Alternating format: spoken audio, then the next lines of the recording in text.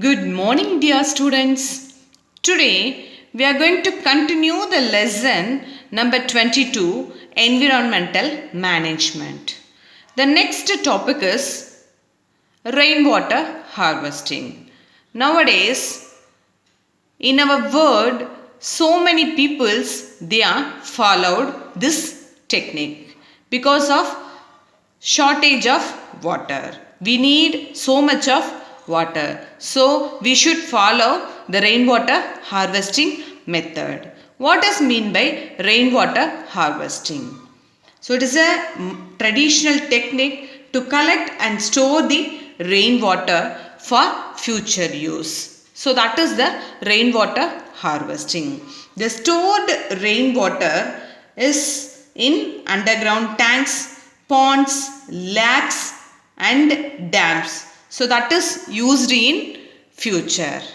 Then another important purpose of rainwater harvesting is to percolate the rainwater and reach the underground and recharge the groundwater level. So this is the main purpose of rainwater harvesting.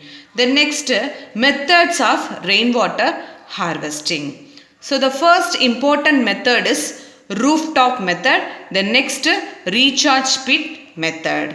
So already we know in our houses and so many buildings they are having roofs on the top. So we should collect the roof water through the pipe connection and it is stored in the storage tank. So in this storage tank, so many soil particles and dust particles are present. So these soil particles and dust particles are filtered through the filter. Then the clean water only reach the storage tank. So in this filter, the sand bed filter is present. So through this, the soil particles are filtered. Then the stored clean water is used for commercial use. Okay, the next method is recharge pit method. So in this recharge pit method, they make a pit. Okay, so they make a pit. So in this pit, the rooftops collected rainwater is directly percolated into the pits through the pipes.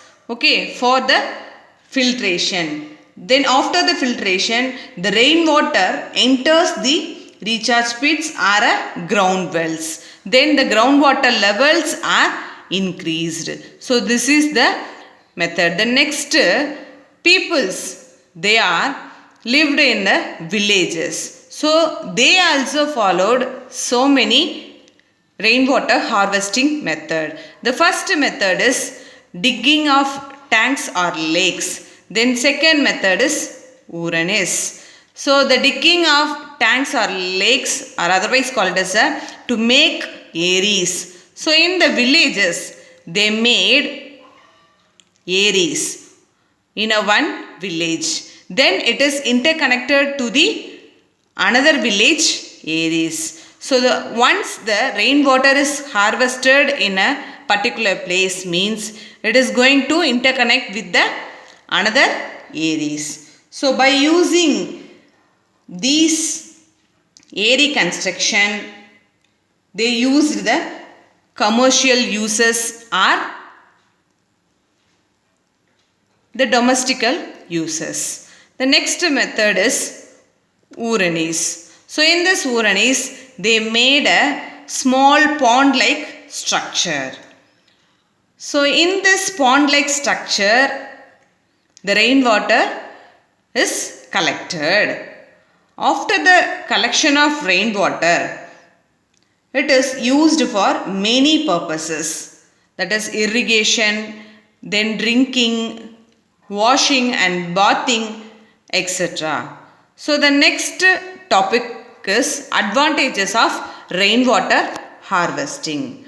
So the important advantages is to overcome the rapid depletion of groundwater levels. Then to increase the demand of water by rainwater harvesting. Then it reduces the flood and soil erosion. Then another important advantages is, already we know the water stored in ground is not contaminated with any other plant and animal waste. So it is a pure form. So it is used for drinking purposes. The next topic is electrical energy management. Already we know the electrical power is produced by generators. Then the generators are operated by the turbines are connected or attached to it. Okay. Then the turbines are rotated by steam or moving water or wind power. Then the electricity is produced. So this is the electrical energy production. Then conservation of electrical energy. So the first method, to use the energy efficient appliances to save the electricity. So that is CFL bulb, then LED bulbs. So CFL means compact fluorescent lamps, LED means light emitting diode. To use the electricity shortage. Then switch off the electrical appliances, mobile phone chargers when it is not in use. Then maximize the use of solar energy or use the solar radiation instead of electrical energy. Then minimize the air conditioners. The usage of air conditioners we want to minimize. So this is the conservation of electrical energy management. The next topic is e-waste and its management. What is meant by e-waste or electronic waste? So that is the spoiled, outdated and non-repairable electronic devices or call it as a e-waste or electronic waste. So these e-waste materials are made up of so many toxic metals like lead, cadmium, chromium and mercury.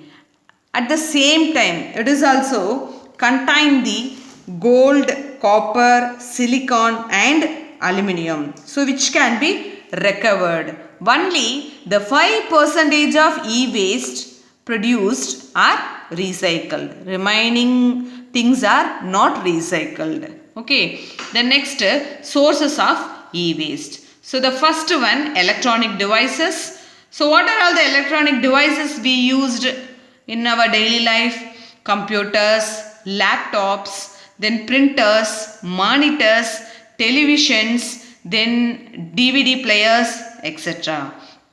Then household electrical appliances. Already we know refrigerator, microwave, oven, then mixer, grinder, at last water heater, etc. Okay, then accessories means printing cartridges, batteries and chargers. So these are all the sources of e-waste. Then environmental impact. So already we know the e-waste disposal is the toughest one. So without any knowledge, if we disposed the e-waste means it may affect the landfill and water pollutants. Then the electronic equipments contain many hazardous heavy metals like lead, cadmium. Already we discussed. So it is also cause severe soil and groundwater pollution. Then the e-waste dumping yards and the places nearby the dumping yards, it is polluted. At the same time, it causes severe health hazards. So this is the environmental impact of e-waste. Okay. Thank you.